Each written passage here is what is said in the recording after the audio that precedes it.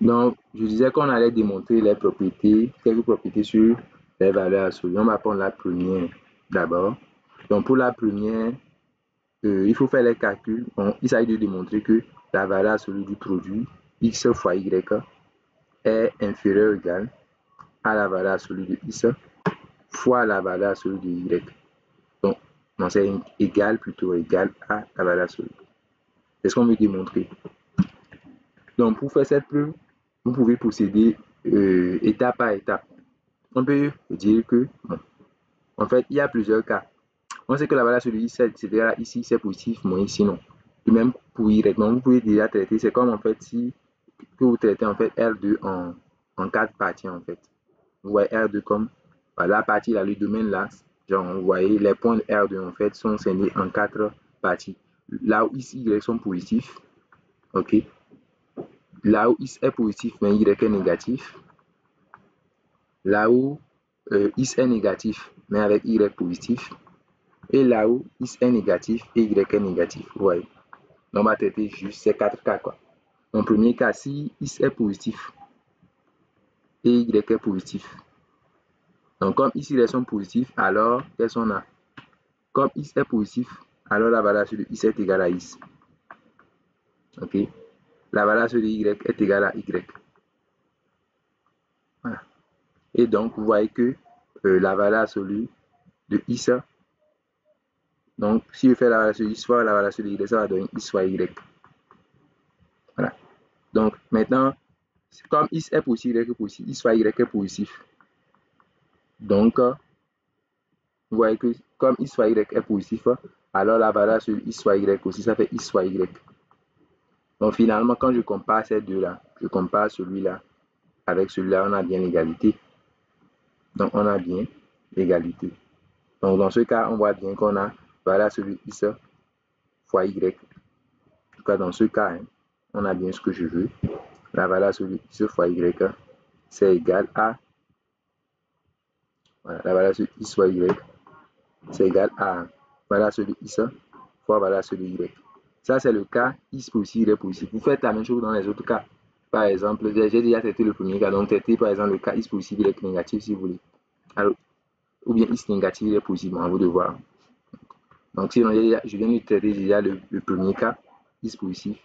Je vais traiter ça là comme deuxième cas, par exemple. Donc, X positif, Y négatif, faites le même raisonnement. Si X est positif, Y est négatif. Si X est positif et Y est négatif, qu'est-ce qu'on aurait? Dans ce cas, vous dites que faire la valeur sur X. Donc, premier point. Dans ce cas, la valeur sur X, c'est X. La valeur sur Y, c'est combien? C'est moins Y. Et donc, si vous faites le produit de la valeur sur X par la valeur sur Y, vous avez X fois moins Y, ce qui fait moins XY. Voilà. Maintenant, comme X est positif et que Y est négatif, là, le produit XY, c'est le produit d'un nombre positif par un nombre négatif, donc il est négatif. Ce qui fait que la valeur sur XY, ça fait quoi? Ça fait donc, comme XY est négatif, alors la valeur sur XY, c'est son opposé. Voilà, donc ça fait moins XY. Ouais, donc ce cas que, en comparant les deux, on voit que ça donne toujours le même résultat. Comme vous comparez les deux, vous voyez bien que j'ai donc l'égalité que je veux, c'est-à-dire valeur sur de X fois Y. Voilà. En gros, la valeur sur X fois Y, ça fait quoi? Ça fait bien le produit escompté en fait. Voilà. Là, la valeur sur de X fois Y est bien égale à la valeur sur de X fois valeur sur de Y. Voilà. Bon, maintenant, en fait, aussi les autres cas, ça fait 4 cas. Bon. Voyez, donc, vous verrez que, vous traitez tous les autres cas, vous verrez que dans tous les cas, voilà, donc, en conclusion, vous traitez les autres cas. Hein. Dans les autres cas, vous traitez ça. Et vous allez conclure que, voilà, pour tout ici, les éléments de R, dans tous les cas, en gros, voilà, on a cette égalité. Quoi. Donc, voilà, c'est comme ça qu'on fait ce genre de preuve. Pour le 2 aussi, vous le faites de la même façon. Voilà, pour prouver le 2, c'est carrément genre la même idée que vous exploitez. Donc, c'est pas très compliqué. Le 2 aussi. Donc, on va démontrer maintenant quoi? Bon, le 3, ouais. Le 3, lui, ça peut être intéressant. C'est ce qu'on appelle l'unigatif triangulaire. C'est une forme d'unigatif triangulaire comme. Maintenant, on va le démontrer.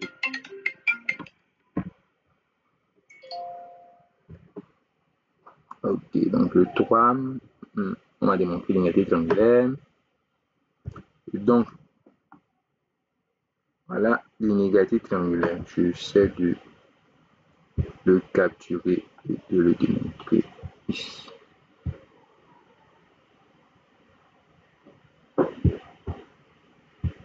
Et donc, qu'en est-il de l'inégalité triangulaire? En fait, la première partie, vous l'avez certainement déjà vue, c'est le fait que la valeur absolue. Oui? Ça veut dire que le résultat se démontre de la même manière que le premier cas.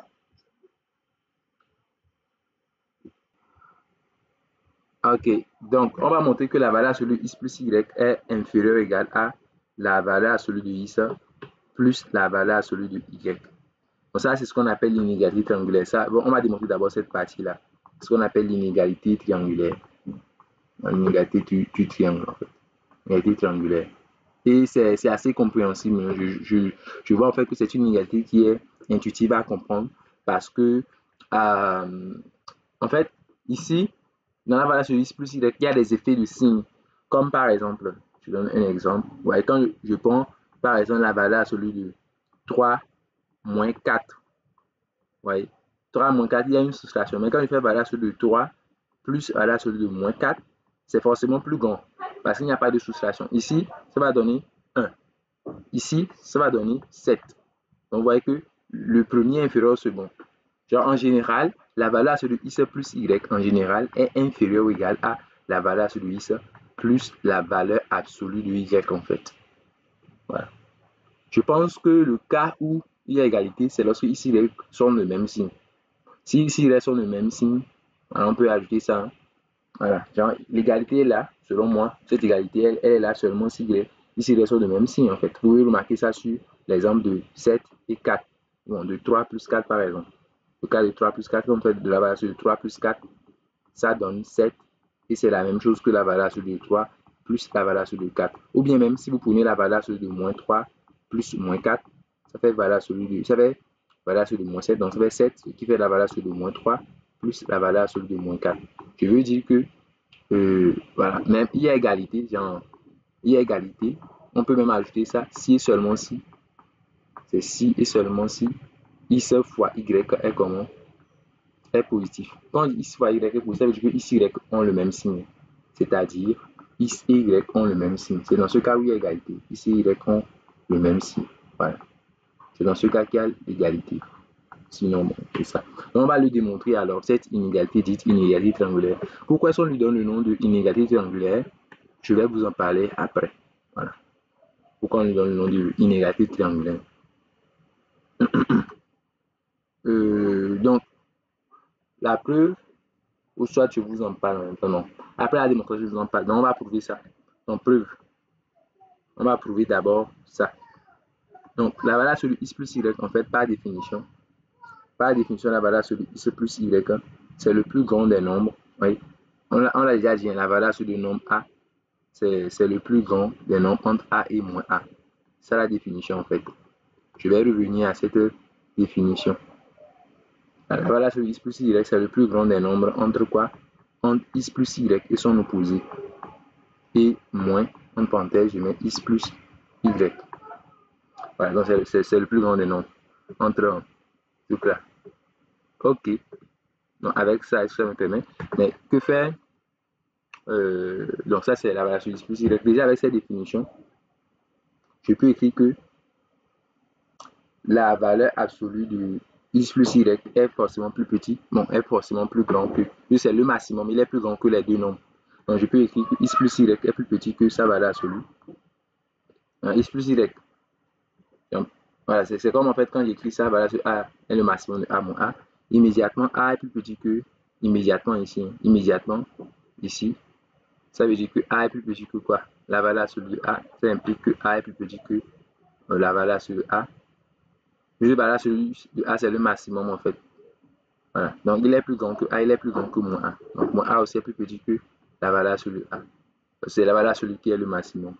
Donc, je vais faire le même raisonnement ici. Je vais dire que x plus y est plus petit que son maximum en fait. Voilà, ici je l'applique donc plus petit que la valeur sur le x plus y.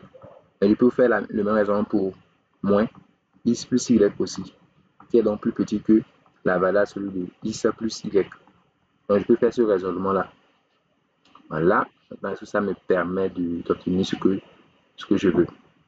Voilà, bon. Pour le moment, c'est bon. Maintenant, si je multiplie, ça c'est bon.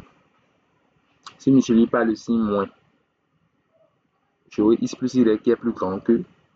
Si je multiplie par le signe moins, j'aurai x plus y qui est plus grand que moins valable sur x plus y. Moi, ça va être forcément. Pas forcément pour le moment. Ok. Bon, mais notez bien que le raisonnement que je viens de faire, je peux le faire aussi pour la valeur sur lui. C'est-à-dire que la valeur sur lui, c'est le maximum de quoi? C'est le maximum de moins x et x, non bien x et moins x. Ce qui veut dire que x est plus petit que sa valeur absolue, mais que moins x aussi est plus petit que sa valeur absolue. Ce même raisonnement peut être fait aussi pour y. Okay? On peut le faire aussi pour y. Je vais le faire pour y. Voir. Donc pour y, ça donne quoi? Donc pour y, je fais le même raisonnement pour y. Donc j'aurai valeur sur y qui est encore quoi? Qui est aussi le maximum de quoi? De moins y et de y, n'est-ce pas? Ce qui veut dire que y, comme la valeur sur c'est le maximum, y est plus petit que le maximum, et moins y aussi est plus petit que ce maximum-là. Voilà. Maintenant, vous allez prendre les deux premiers. Ok. Vous allez prendre ça. Voilà. Donc on commence le raisonnement par ici. On va dire qu'on commence le raisonnement par ici. Ok. Donc on a ça. Donc on va prendre les deux premières lignes. Genre la ligne 1. On va prendre cette ligne-là. Ça et ça en fait. Et on va faire la somme. Ouais. Donc comme x est plus petit que la valeur absolue de x et que y est plus petit que la valeur absolue de y, si on prend les deux, alors si je fais la somme, j'aurai quoi? Alors j'aurai x plus y en fait qui est plus petit que la valeur absolue de x plus la valeur absolue de y. Je fais le même raisonnement en fait pour les deux autres lignes, celui-là et celui-là. C'est-à-dire, on voit bien que moins x est plus petit que, on fait le même raisonnement, on voit bien que moins x est plus petit que sa valeur absolue. Voilà, moins x est plus petit que sa valeur absolue, mais aussi moins y qui est plus petit que sa valeur absolue. Alors, si je fais la somme, encore une fois, j'aurai moins x moins y qui est plus petit que la valeur absolue de x plus la valeur absolue de y. Voilà. Donc, comme en fait, x plus y est plus petit que. Voilà, donc on a en fait deux résultats, c'est ce que je veux dire ici. On a ce résultat, on a ce résultat. Donc, on a en fait x plus y et moins x moins y qui sont quoi? Les deux. On vient de voir qu'ils sont inférieurs à quoi? Inférieurs, les deux là sont inférieurs à la valeur absolue de x plus la valeur absolue de y. Voilà, les deux là. Donc, si les deux sont inférieurs, si les deux là sont inférieurs à ça, alors leur maximum aussi. Alors, leur maximum, genre le maximum des deux nombres, c'est-à-dire le maximum de x plus y et de moins x moins y. Voilà, parce que le maximum, en fait, c'est l'un des deux, en fait. Le maximum de x plus y et de moins x moins y. Soit c'est x plus y, soit c'est moins x moins y. Et dans tous les cas, les deux valeurs-là sont plus petites que la valeur sur x plus la valeur sur y. Donc, je peux déduire de ce raisonnement que leur maximum est donc plus petit que la valeur sur x plus la valeur sur y. Okay? Ce raisonnement, c'est un raisonnement comme celui-là. J'ai A qui est plus petit que C, j'ai B qui est plus petit que C. Je peux conclure que quoi? Le maximum de A et B. Voilà, si vous avez, vous pouvez faire ce genre de raisonnement, vous pouvez donc conclure que à partir des deux, bon, le maximum de les deux. Donc, si vous avez A plus petit que C et B plus petit que C, alors le maximum de A et B aussi est plus petit que C, en fait. C'est ce que je suis en train de dire. Donc, c'est média. C'est ça que j'utilise ici. Mais la chose est que, selon vous, ce maximum, c'est quoi? Selon vous, le maximum de x plus y et de moins x moins y. En fait, ce maximum, c'est aussi le maximum de, je peux l'écrire comme ça, c'est aussi le maximum de x plus y et de, bon, je peux mettre moins en facteur ici, comme ça, vous voyez, donc c'est plus petit que la valeur sur le x plus la valeur sur y. Mais qui reconnaît le terme de gauche? Qui reconnaît le terme là? Vous devez le reconnaître, c'est qui selon vous? Le terme de gauche. Effectivement. C'est la valeur absolue de x plus y. D'accord. C'est ça par définition. Effectivement, c'est ça. Donc, le terme de gauche, c'est la valeur absolue de x plus y. Voilà. Donc, qui est donc plus petit que la valeur absolue de x plus la valeur absolue de y. C'est ce qu'il fallait en fait démontrer. Voilà. Donc, c'est comme ça, on utilise la définition. Oui?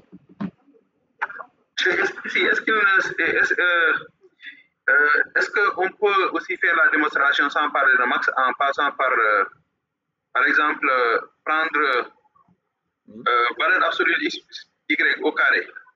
Ouais, je vois ce que... Ouais, tu veux comparer les carrés, c'est ça, non? Hein? Oui, je vois ce que tu veux faire. Oui, je veux calculer les deux carrés. Oui, les comparer.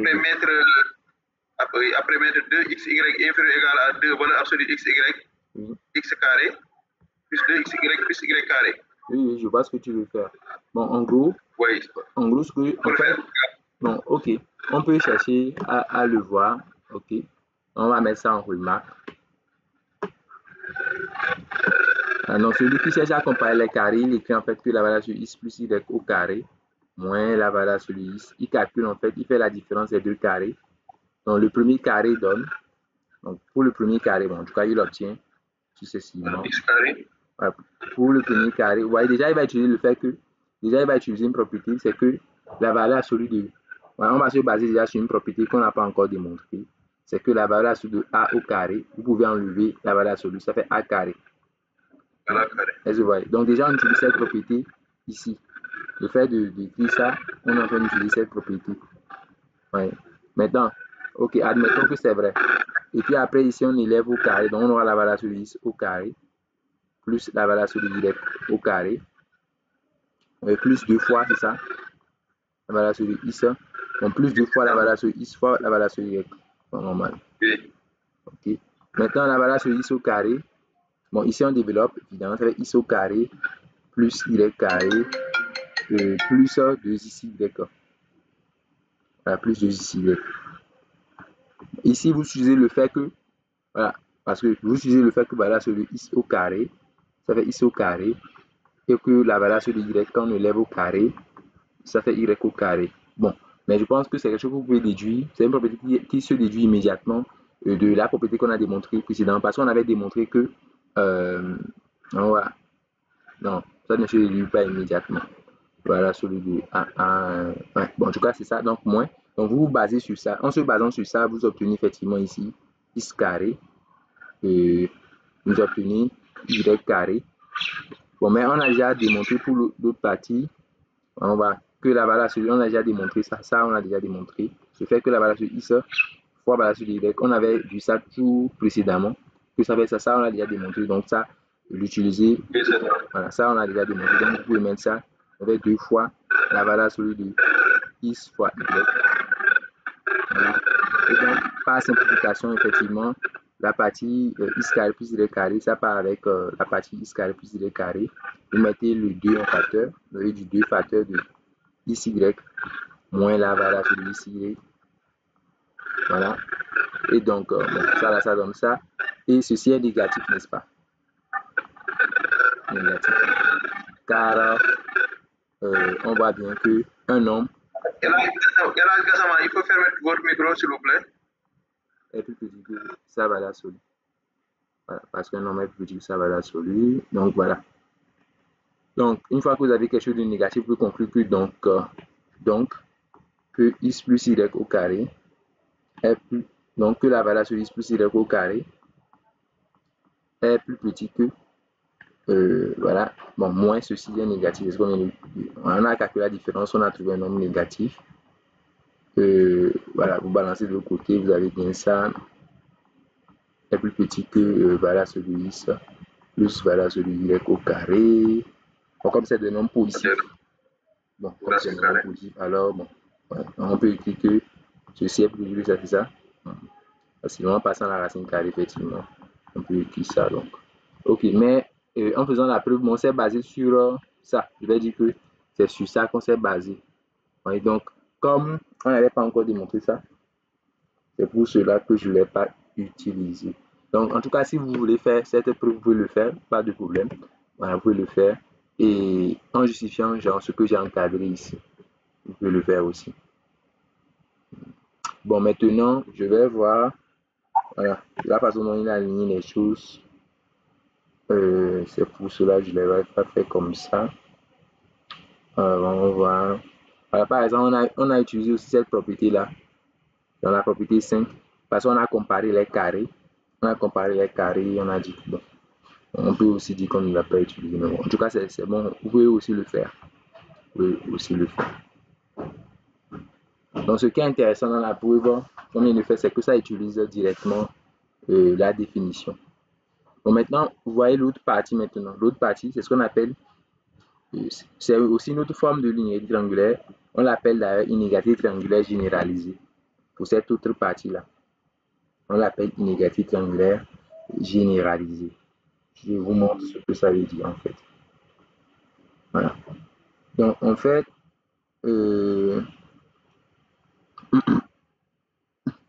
dans l'inégalité triangulaire généralisée, donc on va le justifier. Donc, souvent, vous allez le voir en fait dans certains cours sous le nom de inégalité triangulaire généralisée. Donc, que cela ne vous surprenne pas au cas où vous observez ça quelque part.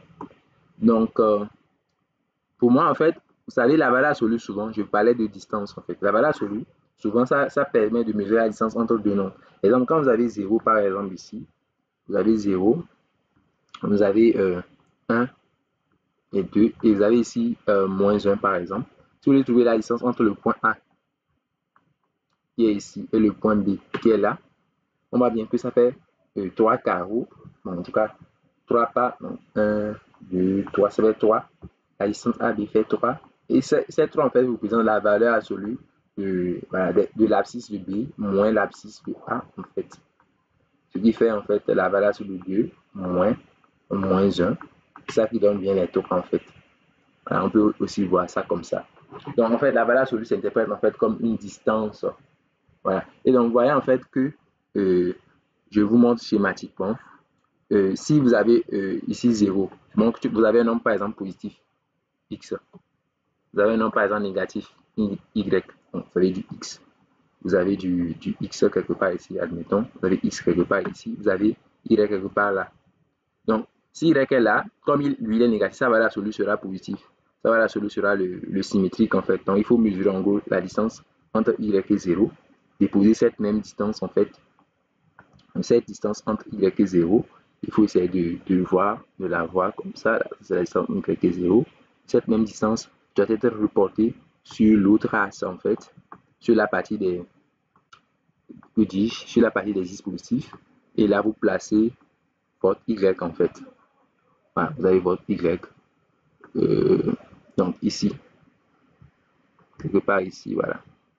Vous avez un y voilà, votre y quelque part ici. Voilà, donc c'est ça. Maintenant, vous voyez que la distance, en fait, on peut voir sur... Bon, ça, c'est pas y, c'est moins y. Hein. Ça va là, celui de lui. Okay. C'est ça va là, celui. Donc, ça, c'est moins y. Parce que mon y est négatif. Donc, ça, c'est moins y. En gros, c'est ça va là, celui. Je vais mettre les valeurs absolues en bas d'ailleurs. Donc, ici, c'est pour ici. Donc, ça va là, celui. Et se retrouve au même endroit. Puisque ici, c'est pour ici. Ça va là, celui se retrouve au même endroit. Donc, vous avez encore ici la valeur absolue ici. Voilà. Mais y, lui, étant négatif, ça va là, celui se retrouve ici. Ouais, tout ce que la distance qui sépare, la distance qu'il y a entre valeur absolue C et valeur absolue Y, c'est ça. Mais cette distance, clairement, elle est plus petite que, donc c'est ça, elle est plus petite que la distance qui sépare X de Y. Vous voyez la distance qui sépare X de Y directement. Ouais, cette distance. Voilà, ça c'est la distance qui sépare X de Y. Et on voit clairement que cette distance, celle qui sépare X de Y, elle est en fait plus petite. Ça c'est la valeur absolue, je vais l'écrire. C'est la valeur absolue en fait de X moins Y. Voilà, ici c'est la valeur absolue X moins Y. C'est ça la distance entre X et Y en fait. Mais ici c'est la distance entre voilà, la valeur absolue X et quoi? Et la valeur absolue Y. Et sur le dessin que je viens de voir, vous voyez que la distance entre la valeur absolue X et la valeur absolue Y est plus petite en fait que la distance entre X et Y. C'est ce qu'on veut démontrer en fait. Okay. Donc c'est assez facile à retenir. Okay. Voilà, ça permet de montrer la continuité de la fonction valeur absolue. En tout cas, après, on en parlera souvent, comme on analyse, après on en parlera. Donc, c'est cette inégalité qui permet de montrer que la fonction valeur sur est une fonction continue. Donc, on en parlera. Donc, pour le moment, on va démontrer juste cette preuve-là. Okay. Et en fait, pour la preuve, on utilise une astuce que je trouve très intéressante, c'est que on remarque que en fait, x par exemple peut s'écrire comme, si vous voyez x, je peux l'écrire comme x moins y, comme ça, et puis j'ajoute y. Ouais, donc il s'écrit comme ça. C'est vrai, j'ai juste ajouté et retranché. Donc il s'écrit comme la somme de deux nombres. Donc de toute façon que la valeur sur x, en fait, ça fait la valeur absolue de x moins y plus y. C'est ça. Et là, en fait, on a déjà démontré que, donc précédemment, on a déjà démontré que la valeur absolue de a plus b est en fait plus petit que la valeur absolue de a plus la valeur absolue de b. Donc celui-là, c'est en fait mon a et celui-là, c'est mon b. Et donc je peux l'appliquer. Je peux donc dire que ceci est plus petit que la valeur absolue du premier, donc x moins y, qui est notre a, plus la valeur absolue du y, qui est notre b en fait. On a ça. On a la valeur absolue de ça, qui est plus petit que ça. On a ça. Et donc, si je fais la différence, valeur sur x moins valeur sur y, ça sera en fait plus petit que la valeur sur x moins y. Ceci pour tout x, y élément élémentaire. Donc, c'est ça en fait. Je peux faire le même raisonnement pour y que ici. Le raisonnement que j'ai fait pour x, je peux écrire ça pour y. Voilà. Ou bien encore mieux, je pourrais dire que on peut, cette inégalité est aussi vraie quand on place x par y et y par x. En fait. On le dit en échangeant en fait les rôles de x et y, on le dit comme ça, en échangeant les rôles en fait de x et de y, les rôles de x et y. Donc j'échange un peu les rôles, en gros je vais remplacer x par y par x, quoi. Donc vous pouvez toujours le faire. J'échange les rôles de x, y. Donc c'est valable, quel que soit x, y en tête, je peux le faire. Donc je peux écrire que valeur sur de y moins la valeur sur de x est plus petit que la valeur sur y moins x en fait. Vous l'écrivez sans aucun souci. Ou soit carrément vous reprenez le même raisonnement mais avec y. Et donc voilà, j'ai ça. Donc ici je peux sortir le signe moins, je peux dire que c'est moins, je mets moins en facteur comme ça, je mets valeur sur x. Voilà, donc on a moins valeur sur x. Maintenant je veux moins valeur sur y. De toute façon quand on développe, ça fait la même chose. Donc inférieur égal, ici aussi je vais faire voilà, je vais mettre en facteur sur signe moins là, moins 1 en facteur, on fait x moins y.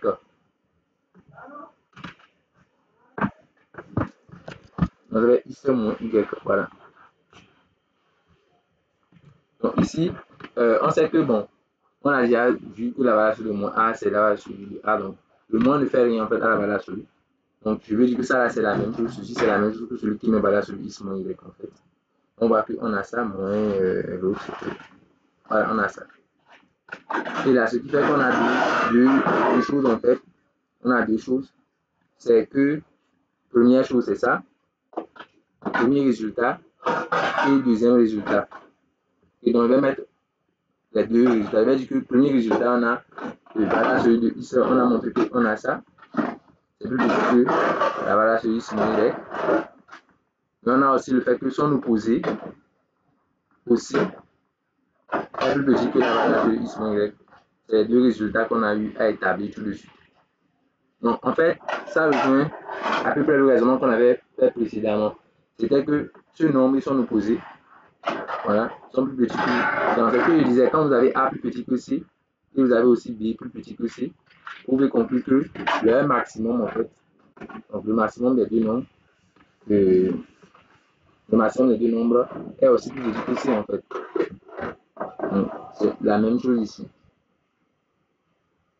Donc, si vous avez deux nombres qui sont plus petits qu'un nombre intermédiaire C, alors son maximum aussi, leur maximum AD, maximum de AD est aussi plus petit que C. Donc, vous voyez, donc ici vous avez les deux nombres qui sont plus petits que ce nombre. Donc, je peux dire que leur maximum, en fait, le maximum des deux, de la valeur sur X moins la valeur sur Y, et de quoi? Et de son opposé comme ça. Donc, le maximum des deux nombres, en fait, est plus petit que quoi? Est plus petit que la valeur sur X moins Y. Et le maximum des deux nombres, c'est quoi, en fait? Donc, c'est quoi le maximum le terme de gauche? Qui reconnaît le terme de gauche? Voilà. C'est ça. On voit bien que c'est plus petit que la valeur sur x moins y. Et c'est ce qu'il fallait aussi démontrer. Donc, voilà, la preuve est faite. Donc, effectivement, mon quelqu'un d'autre peut le faire en élevant au carré aussi. Bon, voilà. Mais je pense que le plus simple, c'est ça quand même. Donc, voilà pour cette propriété. Donc, il y a des tas de propriétés sur les valeurs absolues. Voilà, donc les autres, on va voir s'il y a encore d'autres qui sont intéressants parmi la liste qu'on a donnée. Donc, le 4, en donnant pas la valeur absolue. Allô, Michel. Oui, allô?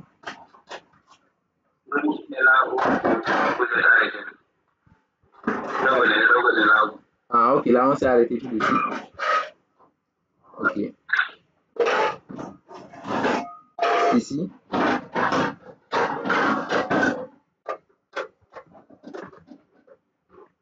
Ici.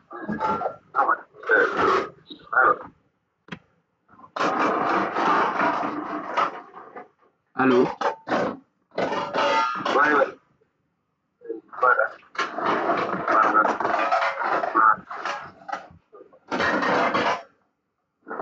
Je ne te reçois pas.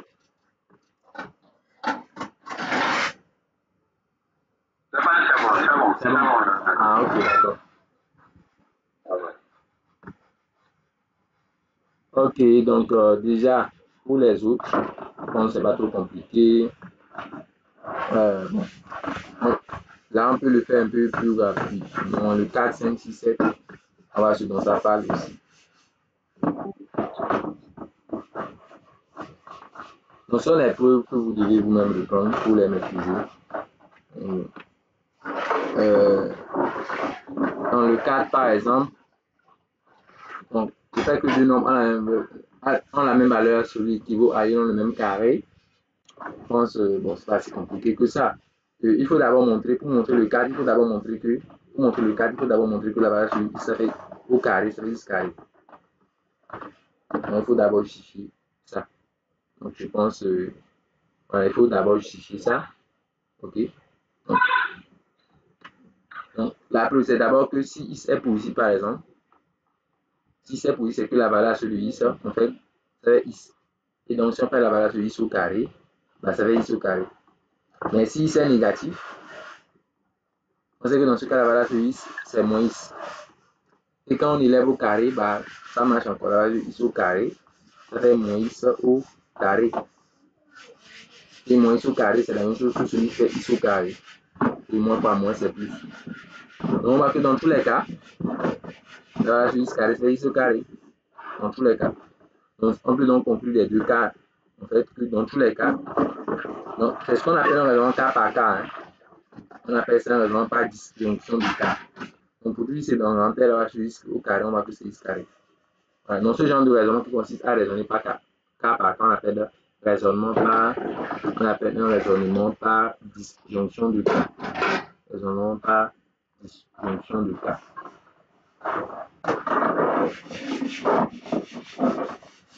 Raisonnement par disjonction de cas.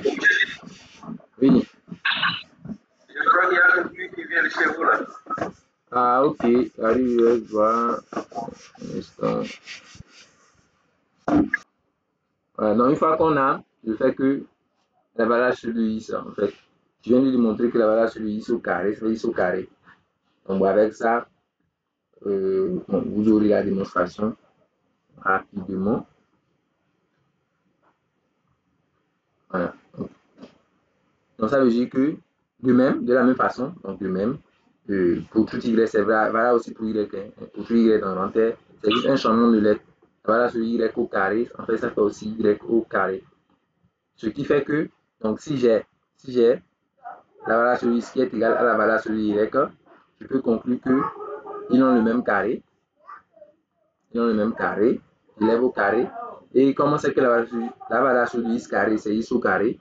Alors, ça fait y au carré, en fait, qui est égal à y au carré. Quoi. On va dire que quand deux nombres ont la même valeur absolue, alors ils ont aussi le même carré. Maintenant, le raisonnement, c'est dans les deux sens. Ça, c'est la première implication. Il faut maintenant démontrer la seconde implication, l'autre sens. Donc, si x carré égale à y carré, vous devez montrer que si x carré égale à y carré, alors ils ont aussi la même valeur absolue. Voilà. Dans l'autre sens. Donc, ça, voilà, ça c'est le premier sens. C'est une équivalence en fait qu'on demande de démontrer. Dans l'autre sens, c'est que si x carré est égal à y carré, il faut montrer aussi ce sens-là. Ça veut dire pour montrer que P équivaut à Q, il y a des choses à faire. Il faut montrer que P implique Q et que Q implique P. Et donc ça, je viens de montrer que P implique Q. Je vais montrer que P implique P. Donc si x carré est égal à y carré, alors vous voyez que vous avez x carré moins y carré qui fait 0, par exemple. Vous avez x carré moins y carré qui fait 0. Voilà, vous factorisez avec x moins y fois x plus y qui fait 0. Ça fait x moins y, x égale à y, mais x égale à moins y. C'est ce que je veux démontrer que non, x moins y égale à 0. Ou bien x plus y égale à 0. Ce qui donne alors x égale à y. Ou x égale à moins y. Si x égale à y, alors on peut mettre la valeur sur ça. On peut mettre de la valeur sur ça. Si x égale à moins y, on peut encore mettre de la valeur sur ça. Donc dans tous les cas, comment c'est que la valeur sur du moins y, c'est la même chose que la valeur sur du y. Dans tous les cas, ça donne le même résultat en fait. C'est-à-dire ça donne tout simplement valeur sur x égale la valeur sur y. Puisque le cas là en fait, ça donne le premier cas, c'est la même chose en fait. Puisque la valeur sur du moins y, c'est aussi la valeur sur du y. Alors celui qui écrit valeur sur du x égale la valeur sur du moins y, il écrit la même chose que celui qui écrit valeur sur du x égale valeur sur du y. Donc finalement, on a l'autre sens aussi. On voit que x carré égale à y carré implique aussi que, voilà, vous voyez que les deux sens sont là. Donc voilà, le premier sens est démontré, le second sens aussi est démontré. Donc voilà, il y a donc ce qu'on veut. Ok. Bon, maintenant, bon, pour l'inégalité, voilà celui x plus petit que voilà celui y, plus y x carré, moins y est plus petit que y carré. Ouais. Aussi, là-bas aussi, vous pouvez le faire dans les deux sens. Je pense que le raisonnement est un peu analogue à ce qui précède. Et si vous voulez démontrer ça, faites un raisonnement quasi analogue à celui qu'on vient de faire. On va chercher à le voir.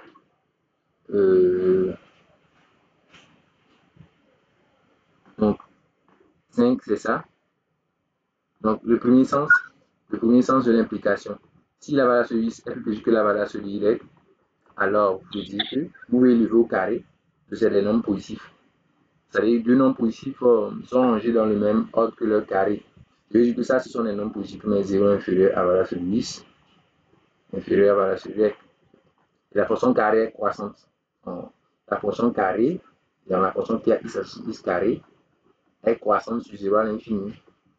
C'est une fonction qui est croissante sur l'intervalle 0 à plus infini. Donc, dans ce cas, ça veut dire que si vous avez deux nombres positifs, okay, c'est un truc comme ça schématiquement, c'est la fonction carrée en 0 et l'infini. Donc, si vous avez A qui est plus petit que B, alors A carré se trouve ici, sera plus petit que B carré, qui se trouve un peu plus haut. Voilà, donc c'est ça. Donc, comme la fonction carrée est une fonction croissante, alors je peux lever au carré et garder le sens en fait de la comparaison. Ça veut dire que la valeur sur x au carré aussi sera plus petite que la valeur sur y au carré. Mais j'ai déjà démontré un peu plus haut que la valeur sur x au carré, c'est simplement x au carré. Et j'ai aussi montré que la valeur sur y au carré, c'est aussi y au carré. Donc, le premier sens est là. Il faut maintenant démontrer le second sens. Alors, pour le second sens, vous faites le même raisonnement. Si x carré est plus petit que y carré, alors je vais faire la différence x carré moins y carré qui est négatif. Je vais factoriser peut-être en disant que x moins y fois x plus y est négatif. Voilà. Donc, si j'ai ça, x moins y fois x plus y qui est négatif. Essayez de voir ça comme un polynôme en x. Essayez de voir ceci comme un polynôme en x. Voilà. Pour pouvoir majorer. En fait, vous pouvez voir ça comme un polynôme en x, ce qui est ici. Oui, on peut le voir vu comme un polynôme en x. Un polynôme en x. Voilà. Donc, si vous avez un polynôme en x, genre ici c'est x la variable, et ça s'annule en moins y, et truc là, et y en fait, côté du plus infini, ici il y a le polynôme, c'est-à-dire le polynôme c'est x carré moins y carré en fait. Et on voit ça comme polynôme x. X s'annule en moins y et en y. Donc, quel est le signe du moins l'infini à moins y de ce polynôme-là? Ici. Plus, effectivement, plus, ensuite ça s'alterne, n'est-ce pas? Et plus. Donc, ici, nous voulons qu'il soit négatif. On voit que ça correspond à ce qui est ici, entre moins y et y. Donc, ça implique que donc, il s'appartient à moins y. D'après ce qu'on voit là, voilà. Il faut qu'il se soit dans moins y à y. Donc, tout dépendra. Voilà. Ici, entre moins y et y, mais tout dépendra en fait. Parce que moins y n'est pas forcément plus petit que y en fait. Voilà, ça dépendra. Y aussi, ça dépend du signe de y en fait. Le tableau que j'ai fait, c'est dans le cas y aussi. Le tableau que j'ai fait, c'est dans le cas y aussi. Parce que si y était négatif, dans ce cas, il y aura y avant moins y dans le tableau. Voilà, le tableau devait être ça. Si y était négatif, parce qu'en fait, c'est comme s'il y a 0 au milieu ici, en fait. Voilà, donc, c'est un truc comme ceci. Mais, bon, c'est pas trop. Voilà, donc c'est comme il y a 0 en fait au milieu, quoi. Donc, le dessin que j'ai fait, c'est le cas où y est positif. C'est le cas où y est à droite de 0. Donc, il y a aussi le cas, je peux faire le même tableau. On peut faire en fait le même tableau.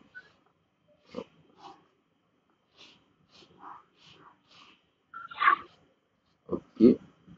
Mais avec plutôt à la place de moins y, je mets du y en fait.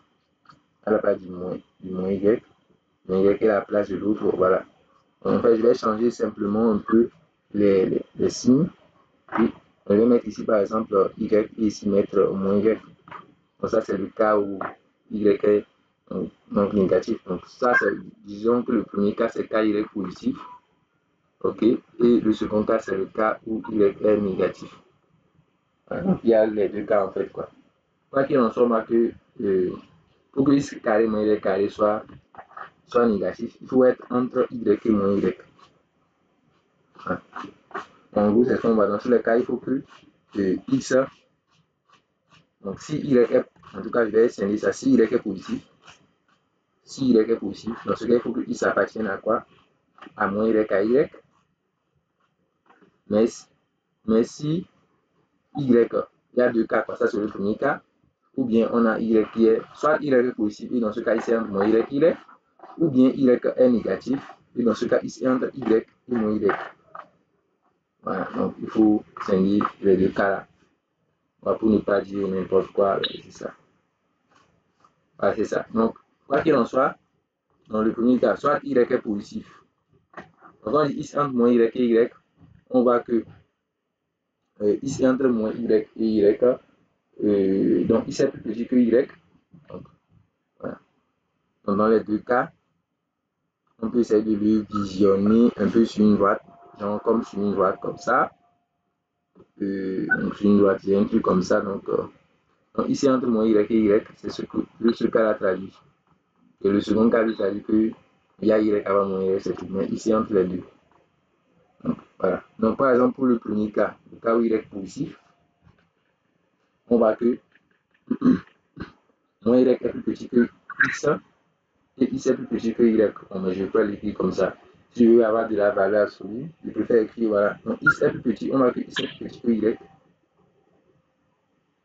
Et x est plus petit que y. Et ensuite, moins y est plus petit que y, c'est vrai. Bon, je vais le mettre d'abord comme ça. C'est vrai, y est positif. Où ici, on voit que x est plus petit que moins y et y est plus petit que x. Voilà. Donc maintenant, ce que je vais faire, c'est que je vais recopier la même chose. Et je vais recopier la même chose. Sensiblement, hein. Je vais copier quasiment la même chose. Maintenant, et changer quelque part simplement. Donc, on a les deux situations. Sauf qu'au niveau de la deuxième ligne, je vais passer à l'opposé. Au niveau des deuxièmes lignes, je vais écrire l'opposé. Je vais écrire que, bon, ok, x est plus petit que y, c'est vrai. moins y est plus petit que ici, je vais multiplier par ici, moins, je vais multiplier par moins 1. Si je multiplie par moins 1, ensuite si je multiplie ici par moins 1, je multiplie par moins 1, j'aurai quoi? J'aurai moins x, genre le sens va changer en fait. J'aurai moins x qui est plus petit que y en fait. Ici aussi, je multiplie par moins 1. Donc si je multiplie par moins 1, en fait, ça donne celui-là, hein. Ça sera moins x plus petit que moins y aussi. Voilà, donc on a cette implication. Bon, le terme n'est que le premier cas, c'est le cas y positif. Hein. Le premier cas, c'est le cas y positif. Y positif. Le second cas, c'est le cas y négatif. Donc je préfère mettre ça. Okay. Donc, y positif. Ici, c'est y négatif. Donc, voilà, donc quand on traduit ça, on obtient quoi? Donc, on va continuer. En fait, dans le premier cas, on voit que x et moins y sont plus petits que y. Donc, le maximum aussi. Voilà, donc, avec les deux là. Les deux sont, en fait, c'est là où je voulais en venir. Hein. C'est pour dire que le maximum en fait de x et moins x, puisque bon, les deux sont plus petits que y, alors le maximum aussi est plus petit que y positif. Ou bien, dans le second cas, c'est aussi le maximum en fait des deux. Le maximum des deux est encore plus petit que quoi. Dans le second cas, on voit que c'est le maximum de x et moins x est aussi plus petit que moins y. Et dans ce cas, c'est le cas y négatif. Donc, quel est ce maximum? Le maximum de x et moins x, on sait que c'est la valeur absolue. Voilà. Mais en fait, comme y est positif, comme y est positif, dans ce cas, y est égal à, comme y est positif, alors il est égal à sa valeur absolue en fait. Oui. Comme y est positif. Et dans le second cas, c'est plus logique que moins y. Mais moins y, c'est égal à la valeur absolue, puisque ici, y est négatif. Donc, comme y est négatif, vous voyez que dans tous les cas, j'ai la valeur absolue ici qui est plus petit que quoi? La valeur absolue de y. C'est ce qu'on voulait démontrer en fait. On était parti du x carré plus que y carré pour avoir ça. Donc, l'autre sens aussi est vérifié. Bon, ici, ça demande un peu de calcul peut-être. Mais bon, c'est pas si compliqué à vérifier. Voilà, donc c'est ça. Donc, tout ça, ça se démontre. Donc, pour finir, les deux séries de propriétés, mais c'est la même chose qu'on a recopié, non? Petit exemple ici. Oui. Est-ce que vous pouvez revenir sur la dernière page, s'il vous plaît? La dernière partie. Oui.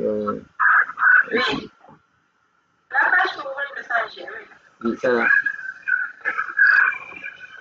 Ici. Ok, c'est bon.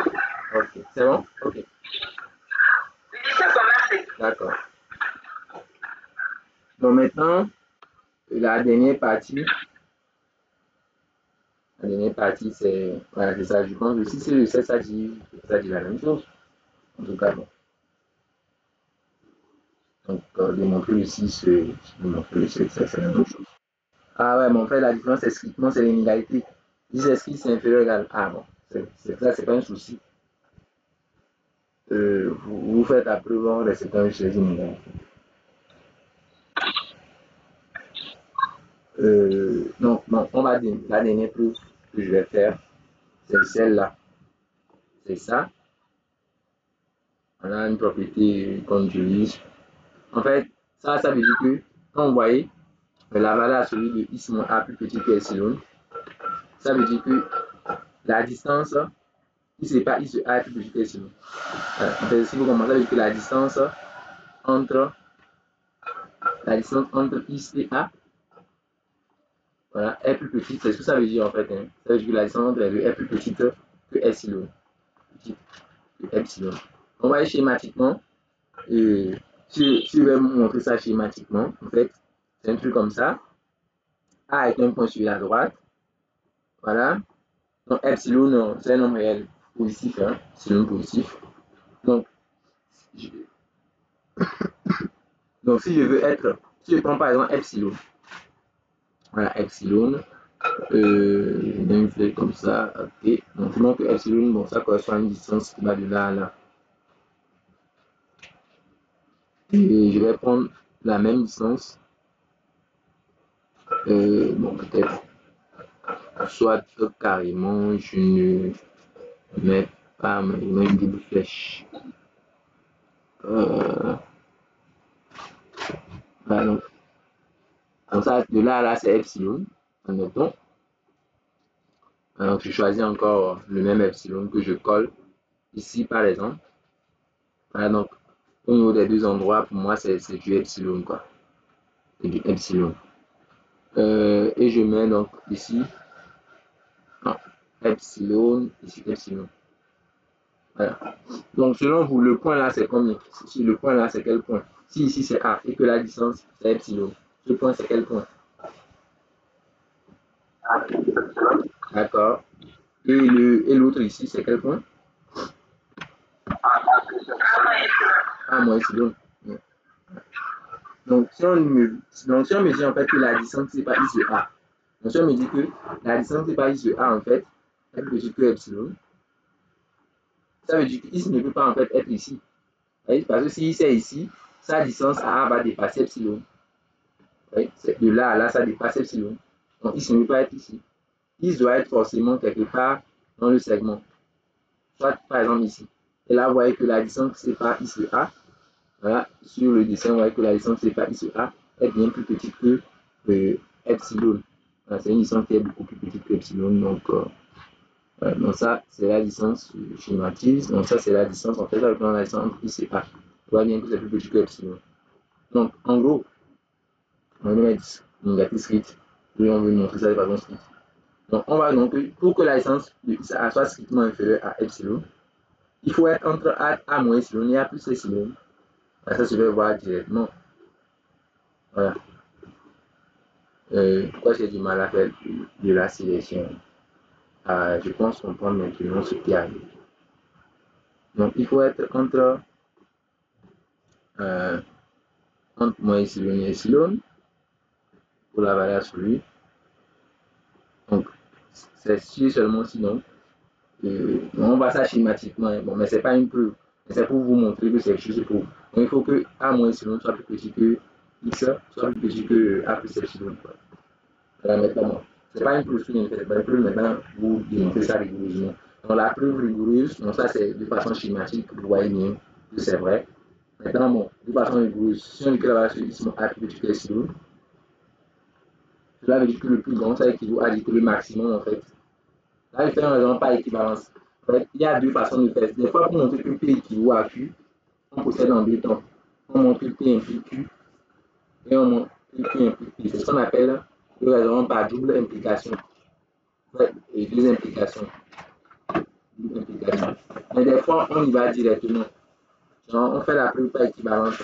Et on s'assure que le passage d'une ligne à une autre est strictement équivalent à ce qui va suivre.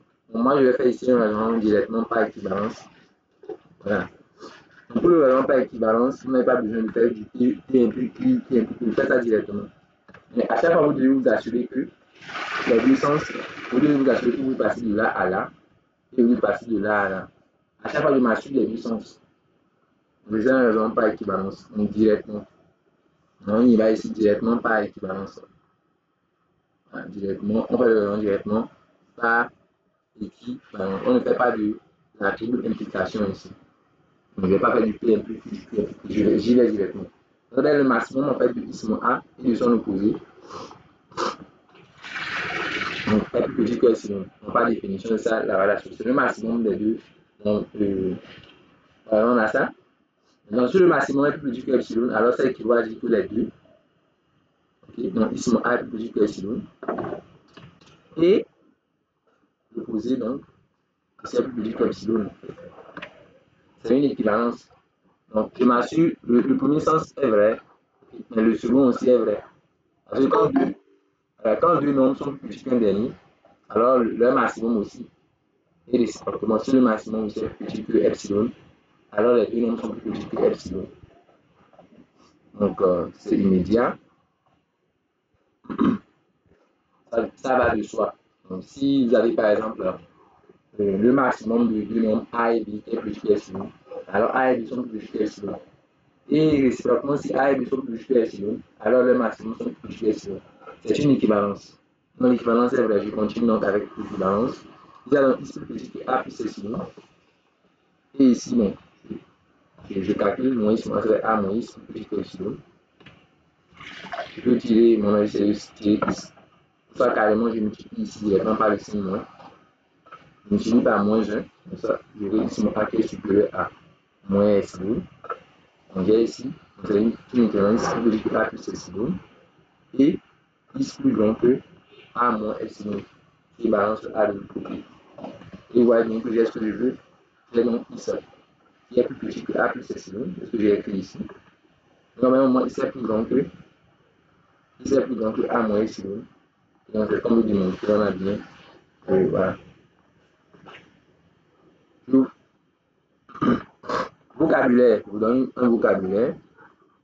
Vocabulaire. On utilise des fois.